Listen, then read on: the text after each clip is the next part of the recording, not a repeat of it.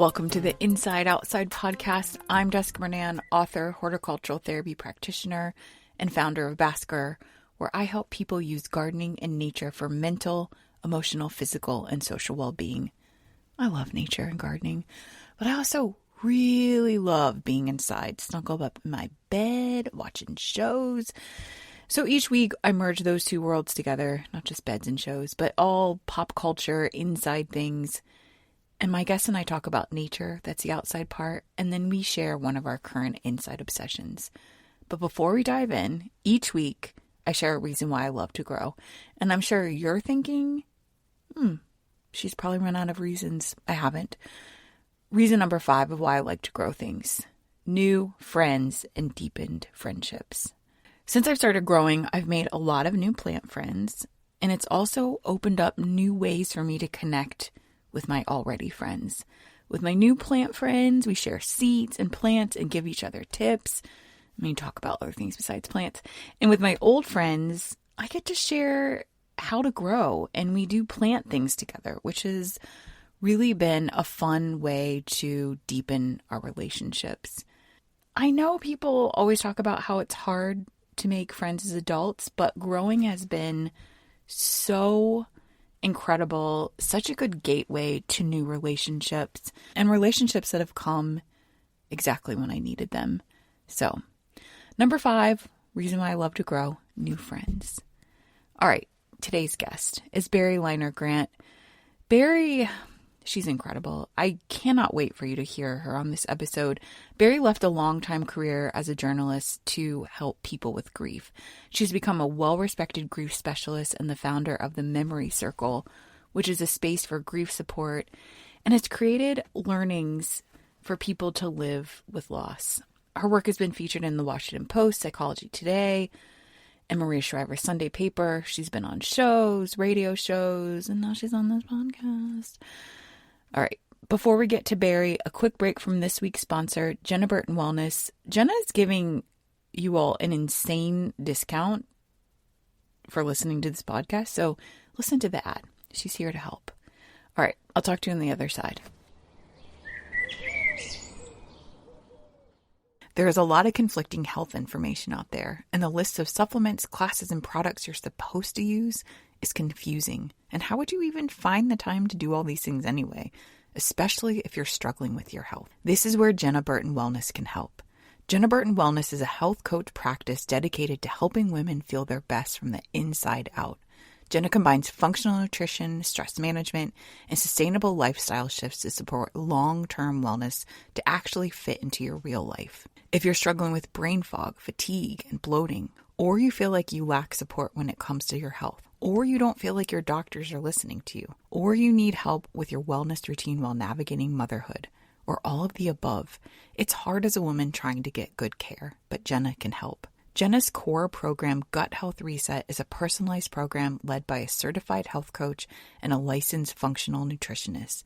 And this is not a one-size-fits-all program. It's compassionate, science-backed, and designed to help you reconnect with your unique body and finally feel good again.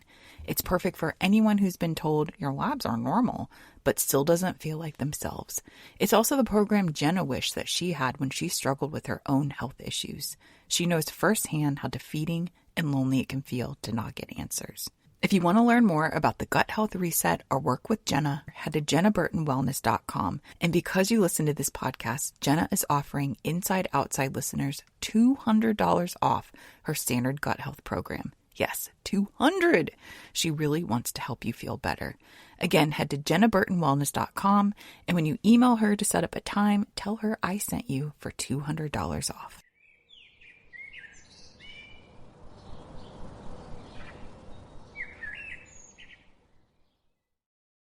Barri, welcome to the podcast. I was thinking about this morning when I was about to record, where did I meet you?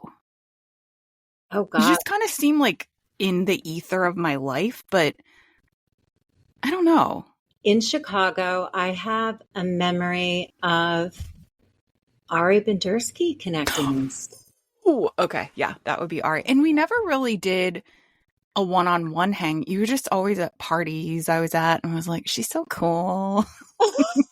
Oh my God, my kids just fell over as they're listening. I was just a member of the media for so long that I feel like that's where we all met one another, everybody covering like a different angle, whatever. And yeah, you were like the cookbook girl to me. Yeah. It was so far from really what I did, but Uh-huh. in kind of in an ancillary way, I was invited when a restaurant opened or someone had a book because, it was kind of gift guides and lifestyle and Chicago Magazine and all the places I wrote for. And so that was really such a interesting way of meeting all the shopkeepers and people that were doing cool things in the city. So you were one. Wait, really quick before we get into it, I know you're in a completely different field now, but I'll have to say, I really miss those sponsored brand dinners a lot. I mean, Do you miss those? I do. I feel like everything in Chicago was really press sort of for the people. So it was Mm-hmm. always such a cool mix that it wasn't just media, but it was public events for the public. But there was like this little group of us that always got to hang and enjoy what was new. And I've always been like a what's new, what's next kind of Mm-hmm. person. I'm always fascinated by that and trends. And so, yes, I love knowing like what was coming. And yeah, all those social events, those were some of the best people I met, the best relationships and collaborations because they were in an area that was kind of adjacent to my work. But I never really covered food. Yeah. Oh my gosh. I mean, no, I'm hoping the more I get into horticulture, maybe I'll be invited to some plant brand dinners or something. But yeah, I miss those like 3 hour long, we're going to feed you and give you all Tell the you all about cocktails it. you. Yes.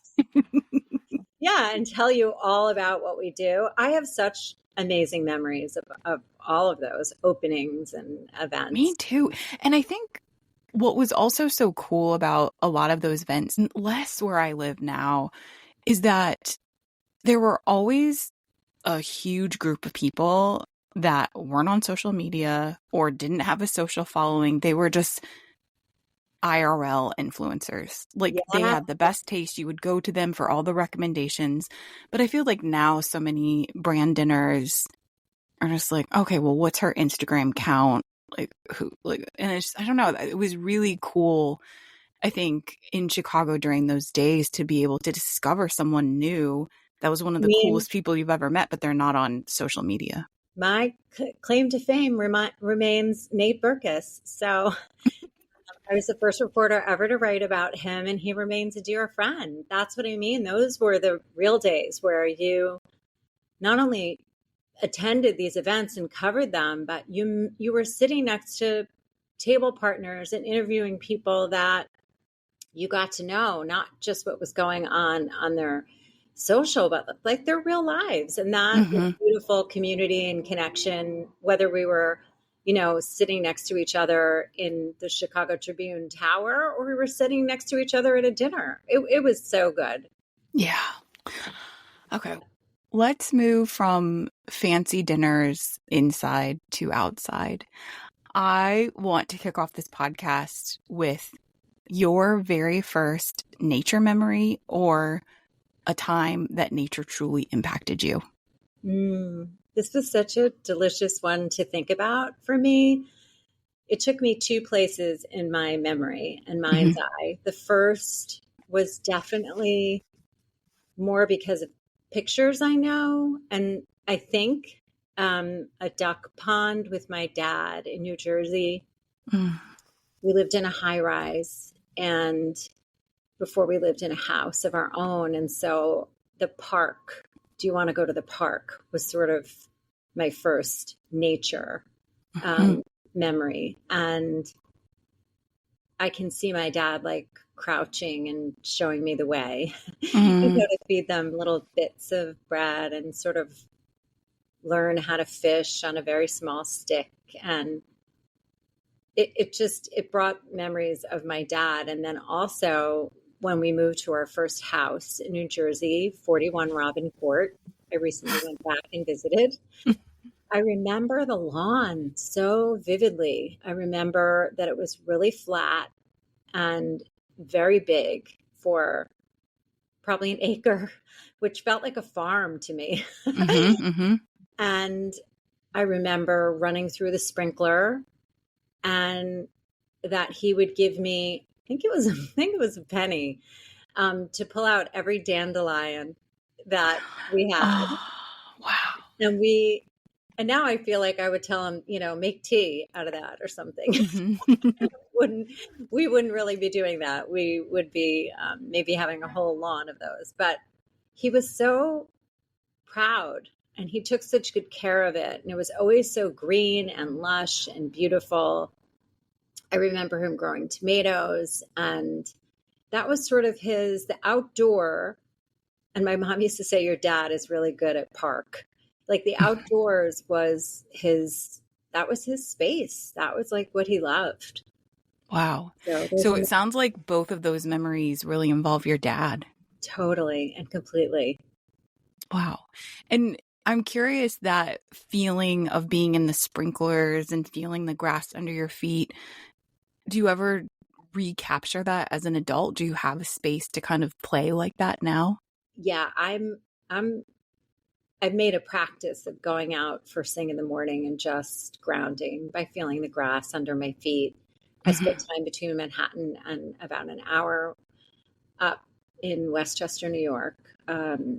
We call it Tiny Black House. Mm-hmm. Just renovated a very small house, and our little patch of backyard is so precious to me.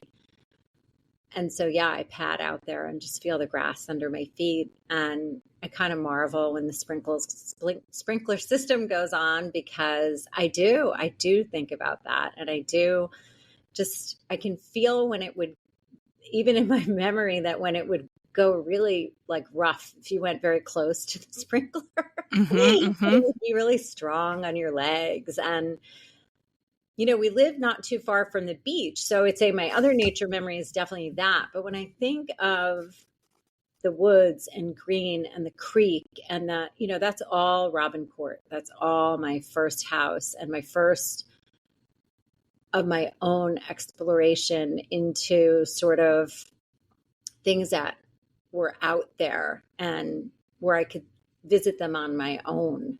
And, walking across the creek to a neighbor's, and it was sort of secret and beautiful.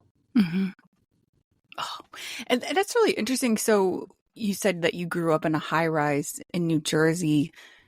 Do you remember that distinct change of being more of a city girl to, I'm not saying you moved to the country, but maybe more suburban? That must have felt so different. I think that's why it's so memorable. I think it was like, wow, we get this big lawn is ours. I remember when we were house shopping with my eldest daughter, and she grew up in Chicago, and we moved to a suburb of Westchester in between our Chicago years. We lived for 5 years back east.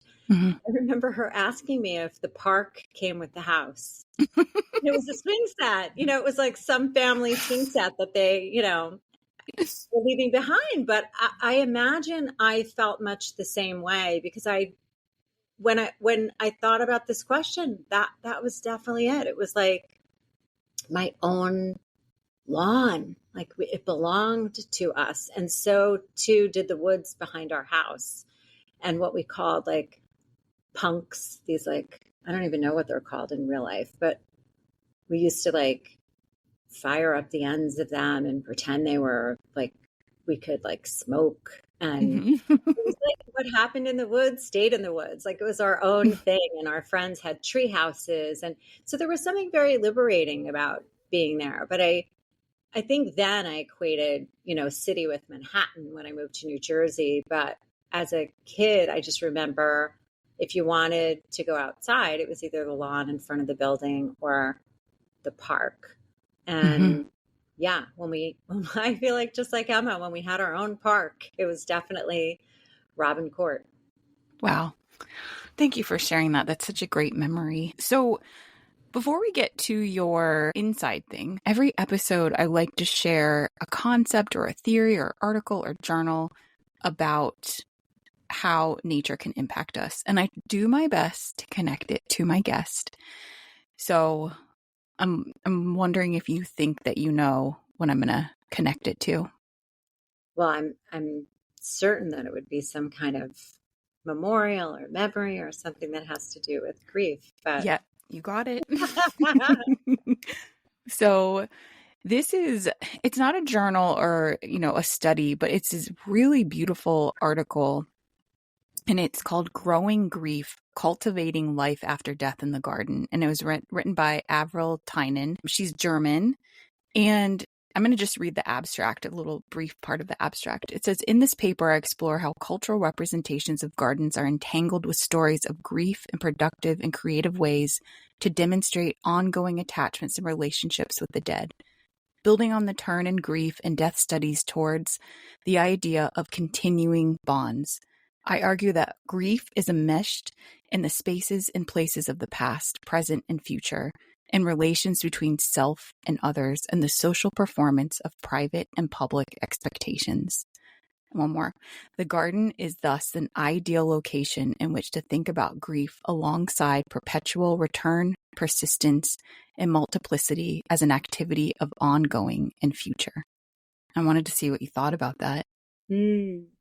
Well, I think one of the most beautiful ways that we can continue to connect with our loved ones who have died is to explore this concept of continuing bonds. What keeps us connected to them, and what memories are those? And so it could be also just the hope. I always say I'm a hope dealer. So I always think like just the hope that things are continuing to grow, that we see that the world is bigger than us and that there must be something more, that feeling of awe. And that always reminds me of like the beauty of stopping cold for a stunning flower. Like there's got to be more. There must be more. And that reminds me so much of connecting to the souls and being and memories of our loved ones. So that idea of continuing bonds model, is that something that is heavily present in the type of work that you do?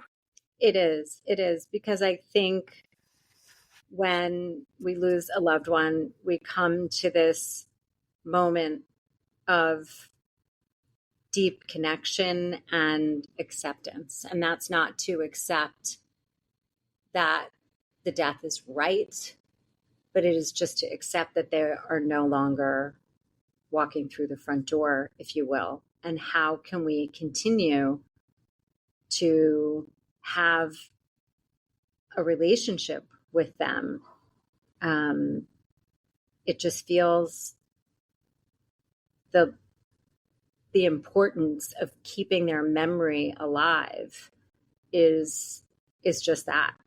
Mm-hmm. And so we look for ways that we can continue to have a relationship with them and a new understanding. I think that it's something that I work with clients to decide how.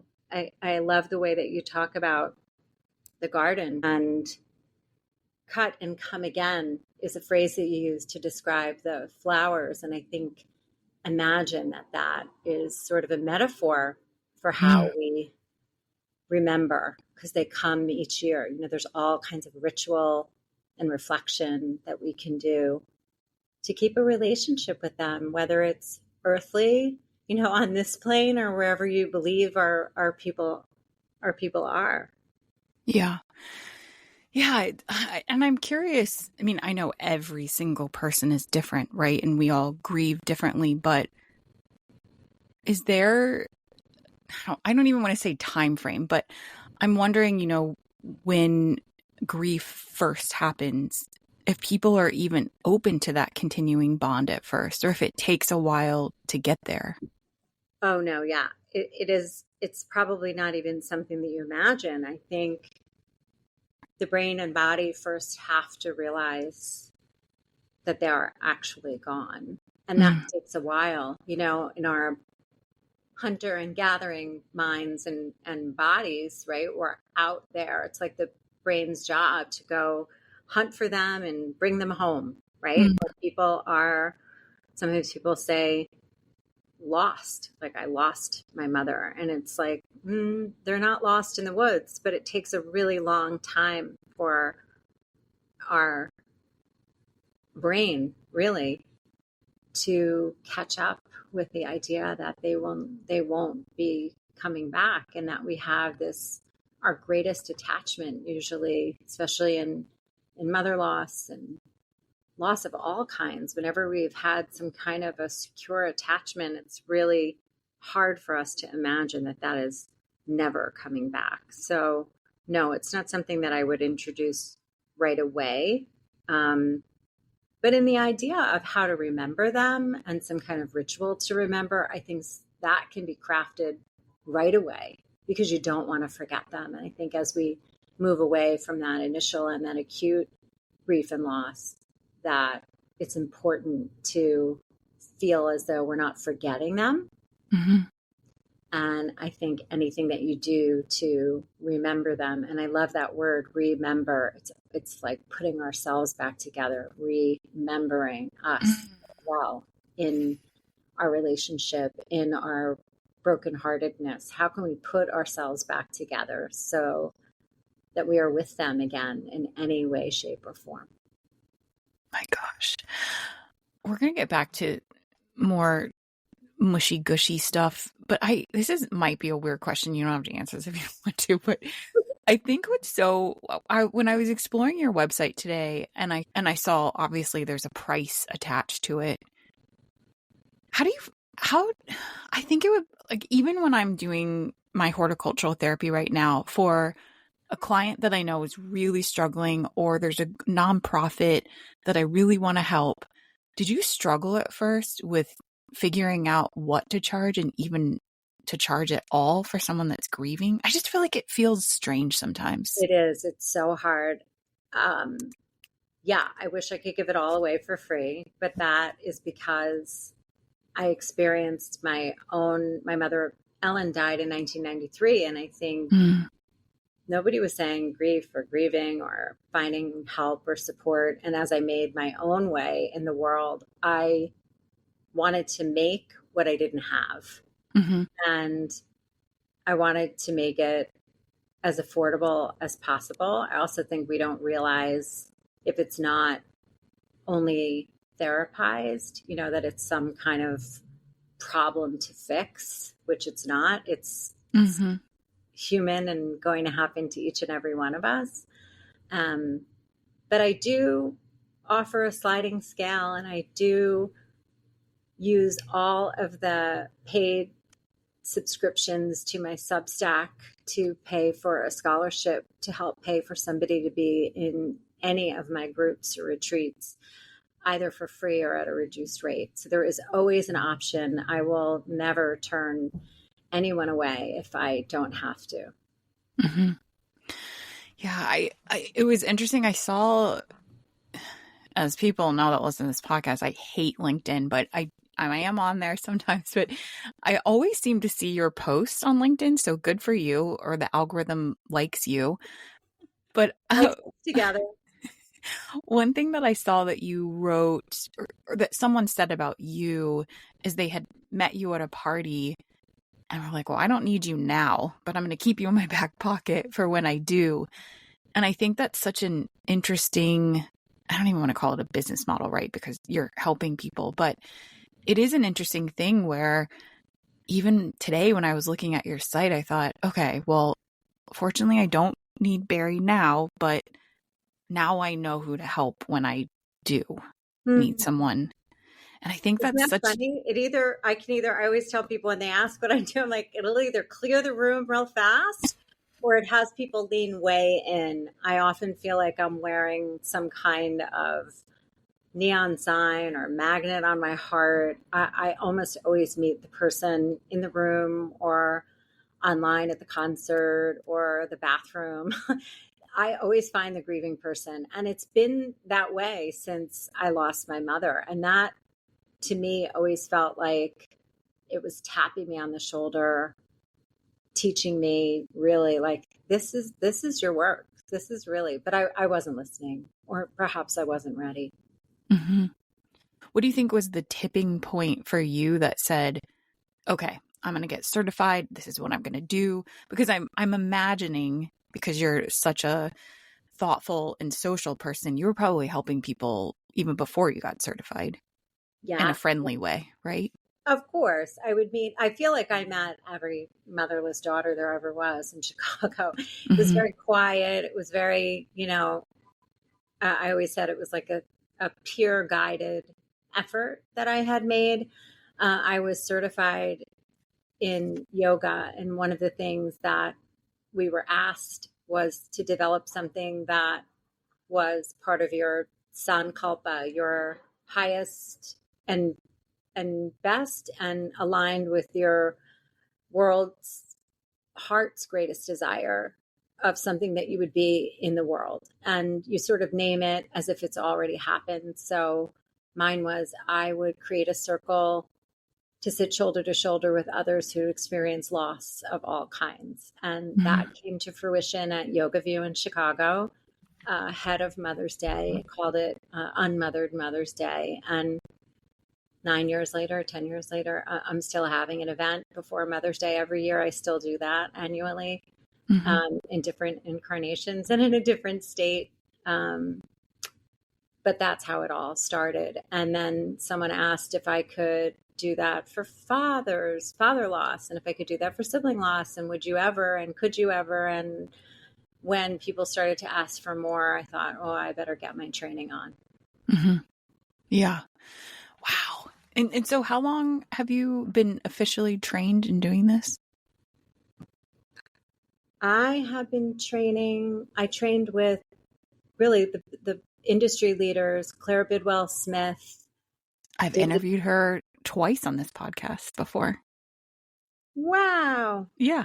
When she wrote her first book, maybe, and this is like a long time ago, I interviewed her because she was a friend of mine. And then I interviewed her for that. And then I also interviewed her during COVID, just to kind of talk about just the collective loss that we were feeling and how to maybe grapple with that. She is incredibly smart and savvy. And wow, I'm so happy you got to learn from her. And I retreat with her. This will be, I think, our 5th time going back to Marin. She tucked me under her wing after a training, and we do some collaborative work together. She's a mentor, friend, so bright, and used to live in Chicago. And ironically, we never knew one another there. So I think it's one of those things where I always think like a sliding doors thing, like, well, we were both in Chicago. We had lots of friends in common. And yet never met there, but it always felt destined. When Claire did her first training, I went by special permission because it was really only open to therapists. And now she's opened it up more widely so that helpers of all kind can become more grief informed. And I've helped her on those trainings too. Noelle McWard is someone who has a practice in Chicago, with like 10 therapists, and she does lots of continuing ed offerings. And I did one for her group, and it's just fascinating to me that it's mostly an elective in the world of medicine and therapy. Wow.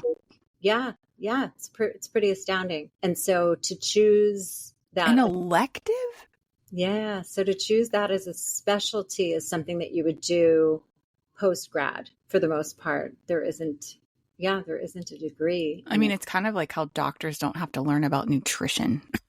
The same. It's the same. Kind of an important thing to know about nutrition and grief. Learn about grief either. So I always tell people when you go to the doctor and you've experienced a loss and no one asks you about it in the little history paper that you're filling out, fill it out yourself. Write it down that you have experienced a recent loss, because it will affect. It's a 360 degree emotions, your physicality, it's one of the only things I think that affects every system, every bodily function. We don't realize how connected it is to everything that we do. And that mind body connection is so prevalent. And that's why I call what I do grief tending. I try to help people with all kinds of tools. And of course, just like anything else, just like how you would grow a garden, you have to decide what works for you. Where do you feel safe enough to tend to your grief? Is that in community? Is that in the therapist's office? Is that in group support? Is that in the outdoors? Is that in your journal? You have to decide. And so we touch on all of those in my groups and retreats, and then you decide what feels like on purpose and with purpose grief tending. Because if you don't tend to it, it will come out sideways. And we've all seen that. And we've all felt in all of the ways that we feel all kinds of overwhelm and stress in our lives. Grief being paramount to, that loss being so profound and affecting us in every aspect of our lives. And I think, you can speak to this more than I can, but just from seeing people in my own life and seeing stories, I think a lot of times when someone experiences a great loss, they don't actually have time to process or grieve. Like, let's say you're a parent who loses a partner and you just have to start parenting, and you might not have family support. And I think sometimes even just a type of trauma, we push it down until we feel like we can process it, and then it just bubbles up and explodes. Mm-hmm. And, societally, we don't have bereavement leave built into most of our work life.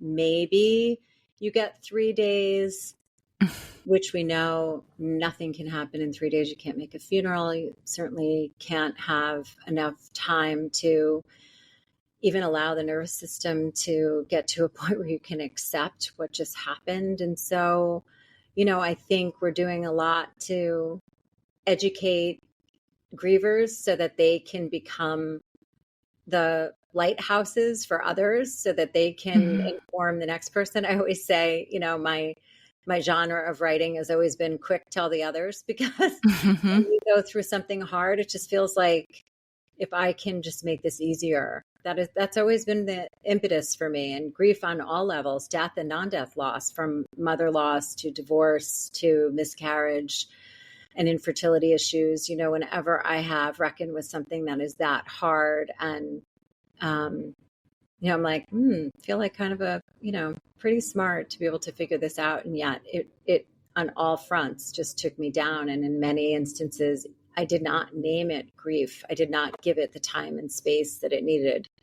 And like we said, we don't take it because it's not part of the vernacular that we speak, that it deserves rest, that we deserve rest and respite. And once you're back to work and you have a day, a week, a grief anniversary, 2 years, 3 years, 5 years, 10 years later, it would almost feel odd to go to the boss and say, I'm grieving and I'm staying home. So we take our sick days and we show up at work when we're not at our best, and we do raise kids, and we do, I always say we're always carrying something very heavy in the background. If we all walked around with like a shirt that said like, I am grieving, how we would meet each other with so much more civility and humanity. And I just assume, like, if someone cuts me off in traffic, I'm like, grieving, like it's going to come out sideways, like the barista that's having a rough time. Like, I just always assume that they're carrying something that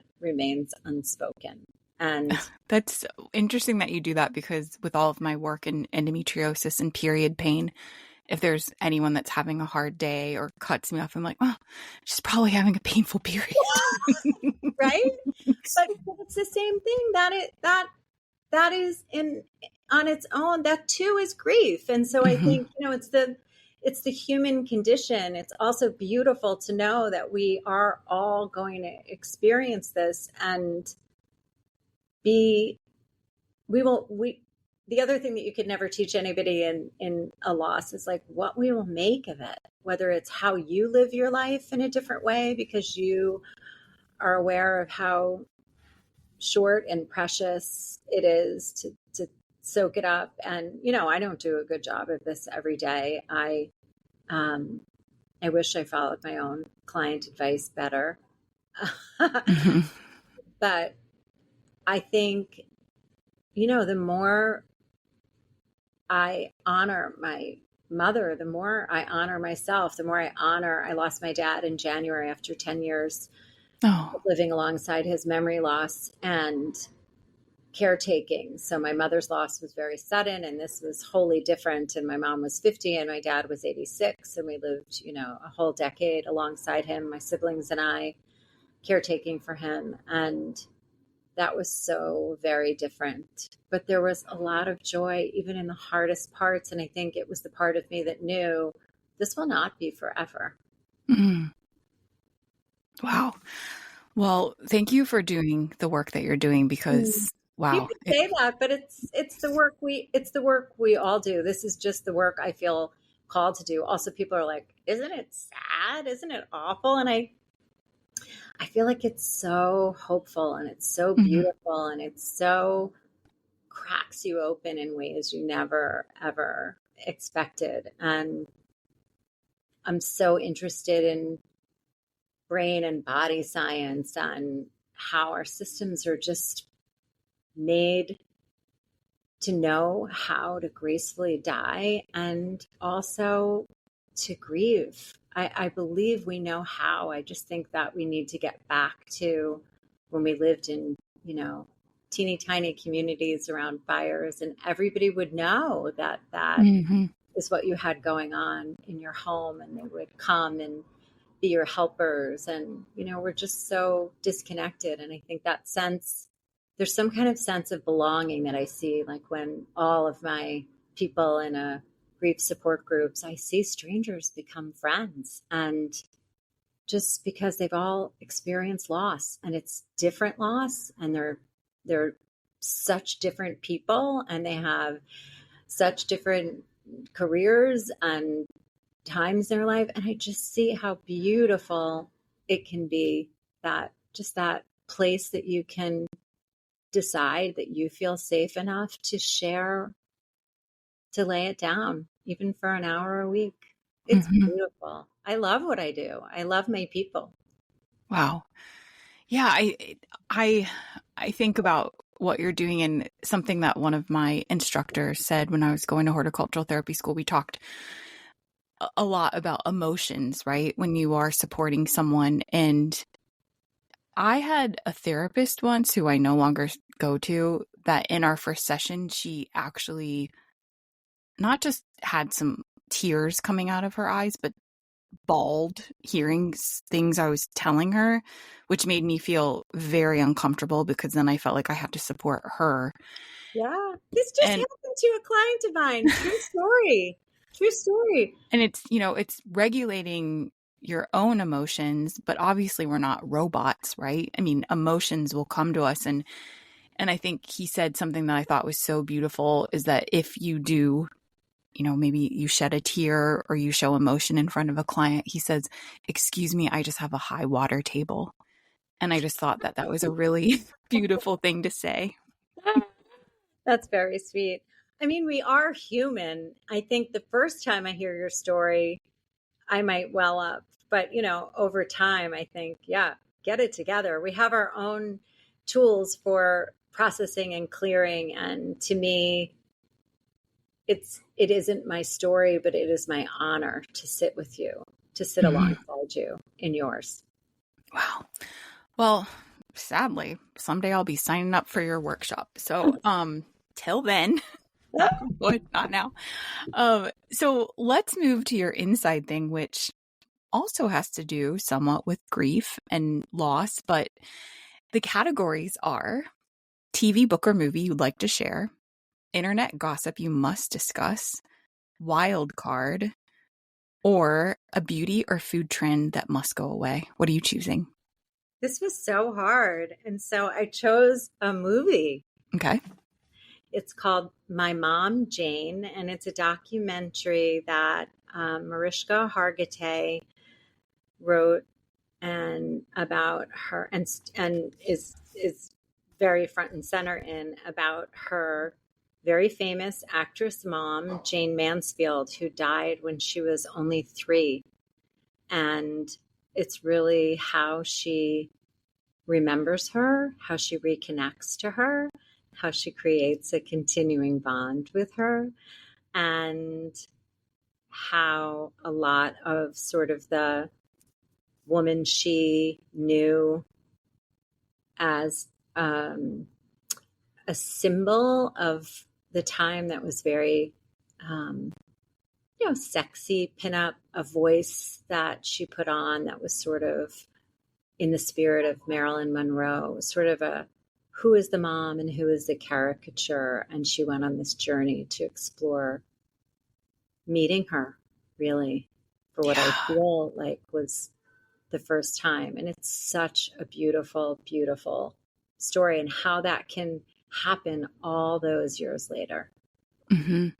Yeah, I as soon as I saw the trailer for that film, I marked it as, added it to my watch list or whatever you do on Max. But I will say I've had a very hard time actually watching it. So then when you put that as your inside choice, I'm like, okay, now I have to watch this. And I was kind of glad to be forced to. It's also really fun because I try not to watch TV in front of my son. It was also really nice to be like, oh, I got to go do this for work. So you find something else to do. But I thought that, you summed up the film so beautifully. And I think it was so fascinating to think about her, and that we oftentimes create memories, right, by photos that we see. Like, do we actually have that memory, or is that from a photo that we saw? And for her, because she does not have any true memories of her mom, she only was able to sort of form them through movies and photos and videos, and even an appearance on a television show together. But it's kind of, you described her voice, the Marilyn Monroe thing. I mean, Paris Hilton comes to mind when you actually hear Paris Hilton's real voice. It's completely different than the one she puts on.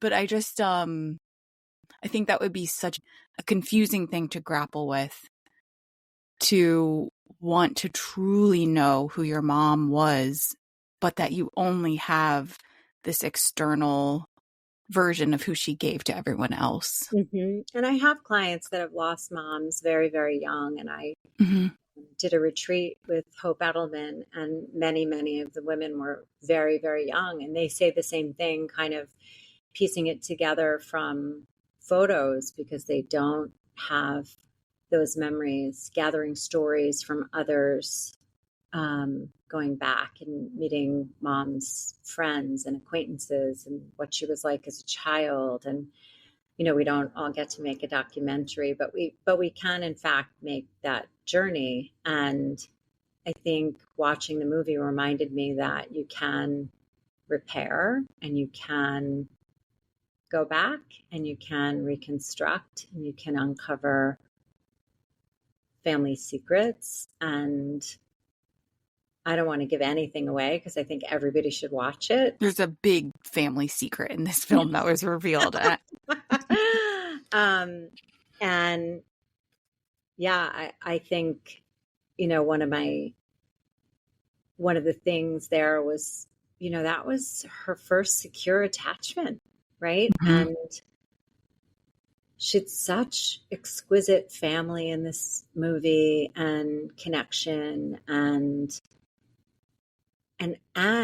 all of those movies. I was sort of jealous. We have no movie footage except my mother walking down the aisle of my first wedding.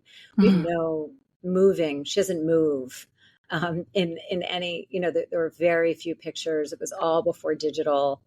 I think I was consumed with photographing my father. Like, I have his walk, and I have his hands, and I have, like, there's this voice and voice and voice. Like, I have so much. But I thought it was extraordinary. But she had to grapple, like you said, with who is the persona and who is the mother.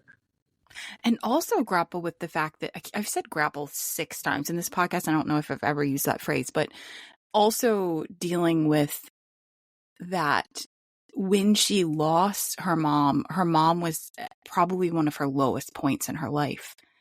And I'm talking about her, Jayne, being at the lowest point of her life. So, she also didn't really get to know that vivacious, happy woman that was really living her best life. She lost the mom that was in a lot of despair. And I think that that's a really tricky.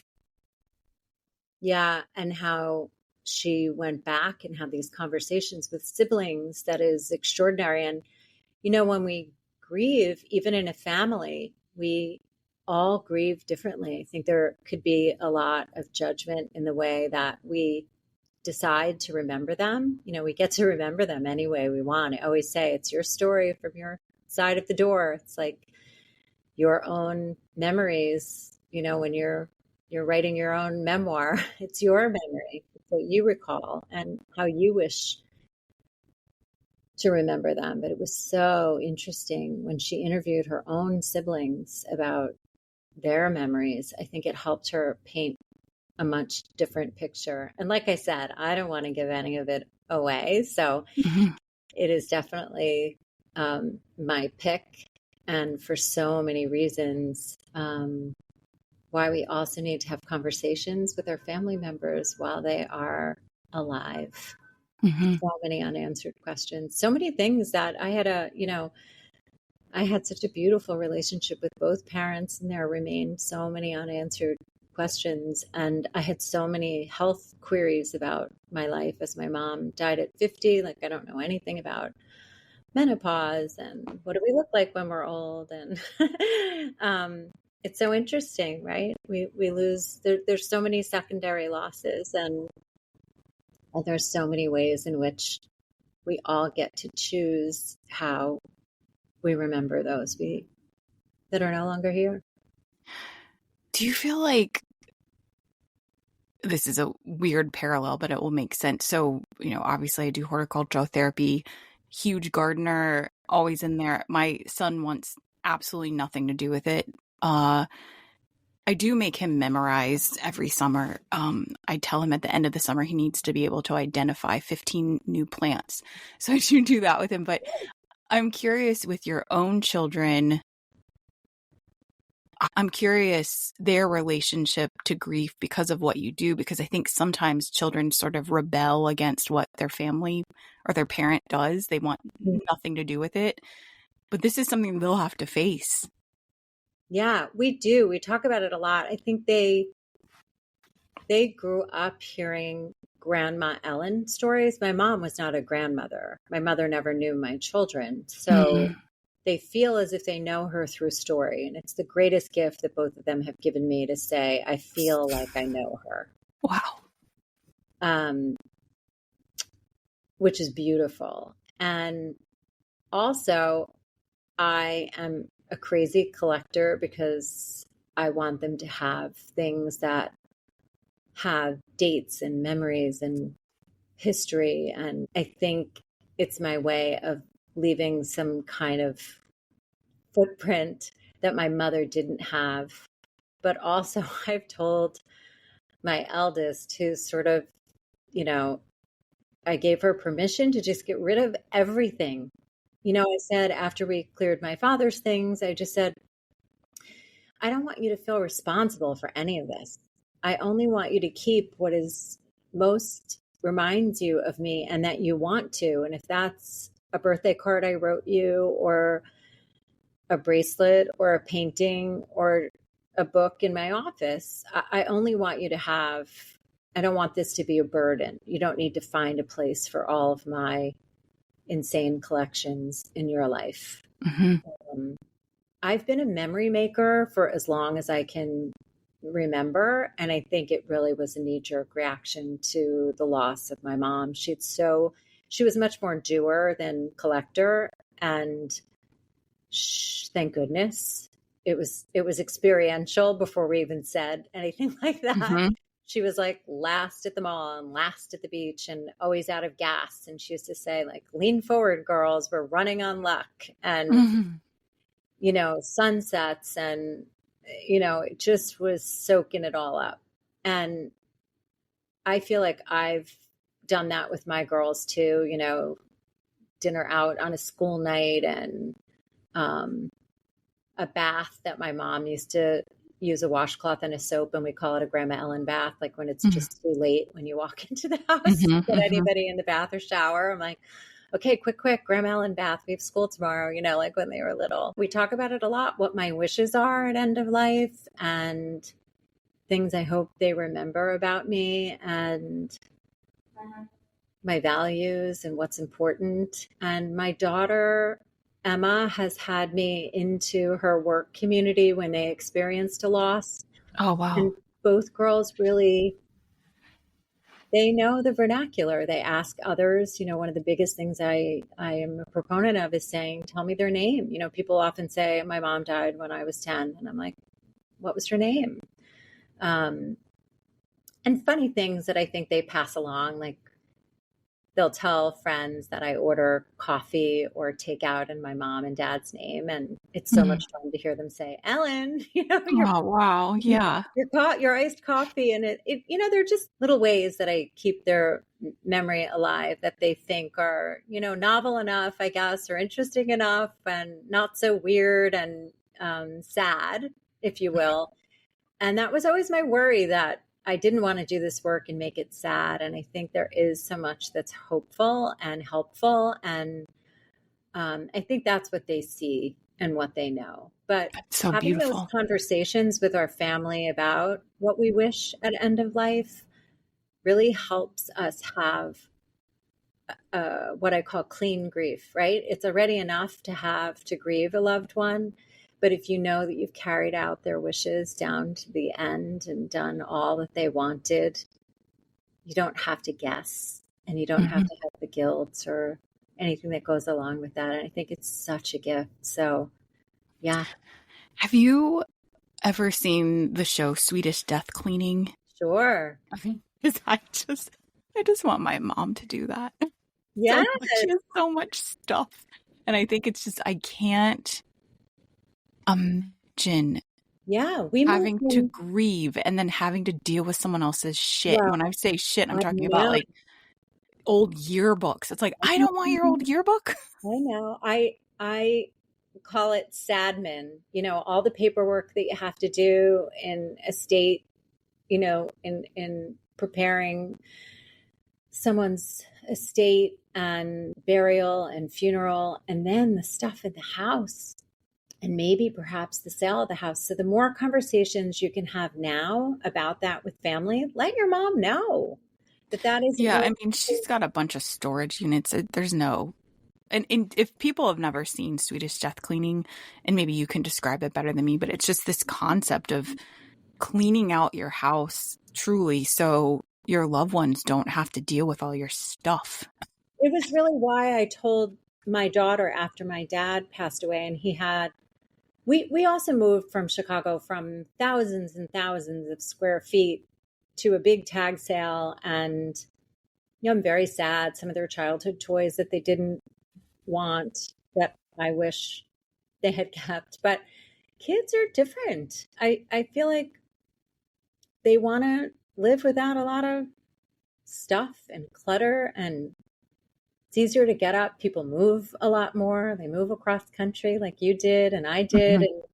And I I don't have as much as we did before. And even so, I told her, like, my office has like the greatest hits of every book I've ever really loved. And I had to think about what I wanted to bring through the threshold of this new house. But it's less than half the square footage where we were before. And that, that helped.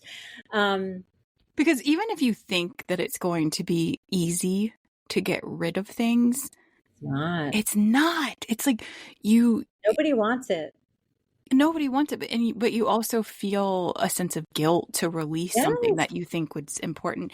Yeah, I have a rule of thumb because my son's only 10, but I don't want him to have to deal with my stuff. And so I have this rule that I've had for probably since Chicago days, that if it does not have a place in my house, or it cannot sit on a surface, it doesn't come in.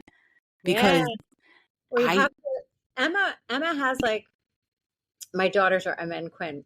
Emma has like if something new is coming in, you got to get rid of something. That's her yes. thing. So if it, not putting another thing in the closet before you get rid of something that you may not, or giving away something you may not be using. And I love that too. But giving them permission felt, she was Mhm. relieved. She was so relieved. My eldest, she was so relieved. Oh, thank goodness you said that, Mom. I'm so relieved, Oh, because it really would be something. So I think those are the kind of conversations, while everybody is well. I also love the idea of something called an ethical will, which is really like not who gets grandma's pearls, but how do you want to be remembered? And mm. um, there's a book called um, For You When I'm Gone, and also The Beauty of What Remains. They're both by Steve Leader, and he writes his ethical will in the book, like a version thereof. And then the second book is really these questions that help you write your own. And What was that called again? The Beauty of What Remains Okay. is his first, and the second is For You When I'm Gone. And what I love about doing it, or writing an ethical will, and you could Google ethical will and do it yourself without a book. But what I love about that is you start to think, okay, well, if this charity is really important to me and Sunday dinners are really important to me, but we haven't had a Sunday family dinner in like 6 months. You start to live backwards into the things that are really important to you. And it's sort of a wake up call that you may not Mm. be living as you wish to be remembered. Oh gosh. Yes. I know. Isn't it? I have someone close to me that I don't know if they would want me to reveal this on the podcast, that has cancer. And I absolutely hate that it's in those moments that you have to think about the way that you're living. It's like these little wake up calls. And then it feels like sometimes you forget again. And then you need another wake up call to say, I don't know. It's hard to kind of live in that without having these little bumps that wake you up again. These ideas can pop up around, you know, a new moon. You don't have to do it when someone is sick or someone is dying. Just kind of taking stock when you have your own moments of renewal. Like, just maybe it's your birthday that you think about, well, what will this year look like? And to this isn't goal setting and that kind of thing, but it's just sort of like that your values and ethics, like, are you really living into them? And I think when we take those moments to create our own rituals, remembrance, whatever that is, like I'm doing one in person on this next full moon, and I think those are moments where we also can just lay down the things that are the non-death losses that Mhm. we're experiencing. um, Even kids going off to college for the first time, and empty nesting and menopause, and maybe you didn't get the job you wanted. We're dealing every single day with some kind of loss, and we do such a good job of comparing them, like, oh, well, this isn't really important because, Susie has cancer and John's dad died. We do such a good job of sort of comparing. And I always say there's no grief Olympics. Your Mhm. grief is the most urgent to deal with. And it doesn't have to be only a death loss. That once that emotional reservoir is overflowing to bursting and we haven't dealt with it, we're going to find ourselves in some kind of pain and suffering that is unnecessary. And so this idea of grief tending um, is so important for all Wow. of us. Thank you so much, Barri. Such a pleasure to have you. If people want to find your work, where should they go? The Memory Circle on Instagram. I'm at The Memory Circle and thememoryscircle.com. And even sometimes over there on Instagram. And you said you have a Substack too, right? I do. I have a Substack called Permission Granted. And that comes from all the people in my groups that always say, you gave me permission to. And I always giggle because really you have the permission. It just always feels better when someone says, you can, Yeah. You're like, I can go to the wedding and leave early. I can say no. I can wear purple to the funeral. You have the permission in you. You always do. You always really know what's right for you. And I think our intuition is also how we know exactly how to show up for our own grief of all kinds. And one of those ways really is tending to the garden too. I just think there's such a beautiful connection in your work and mine. Yeah, I agree. Thank you so much. Thank you. Thanks for listening. That's the show. We have lots of reviews on Apple Podcasts, but none on Spotify. So do me a favor, and if you like the show, give us a 5-star rating on Spotify. It will help more people find the podcast. And if you want to leave an extra Apple Podcast review, I'm cool with that too. And to find links for everything we talked about, check out the show notes or head to baskergardens.com and click on the podcast link. And if you want to learn more about horticultural therapy or how we can work together, go to baskergardens.com/pod and message me. Again, everything in the show notes. Talk to you next week.